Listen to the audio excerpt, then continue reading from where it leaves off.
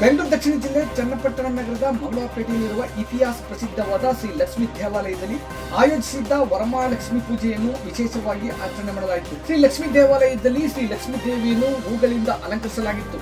ಮಂಗಳವಾರಪೇಟೆ ಹಾಗೂ ನಗರದ ಭಕ್ತಾದಿಗಳ ದಂಡೆ ಹರಿದು ಬಂದಿದ್ದು ವಿಶೇಷವಾಗಿತ್ತು. ಸಾಮಾನ್ಯವಾಗಿ ಬೆರಳೆಣಿಕೆಯಷ್ಟು ಸಮುದಾಯದ ಸೀಮಿತ ಹಬ್ಬವೆಂದೇ ಪರಿಗಣಿಸಲ್ಪಟ್ಟ ಶ್ರೀ ವರಮಹಾಲಕ್ಷ್ಮಿ ಪೂಜೆ ಸ್ಪರ್ಧಾತ್ಮಕ ಪೂಜೆಯಾಗಿ ಬದಲಾವಣೆಯಾಗಿರುವುದರಿಂದ ನಗರ ಹಾಗೂ ಹಳ್ಳಿಯ ಪ್ರತಿಯೊಂದು ಮನೆಯಲ್ಲಿಯೂ ವರಮಹಾಲಕ್ಷ್ಮಿ ಹಬ್ಬವನ್ನು ಅದ್ದೂರಿಯಾಗಿ ಆಚರಣೆ ಮಾಡುವುದನ್ನು ನಾವು ನೋಡಬಹುದಾಗಿದೆ.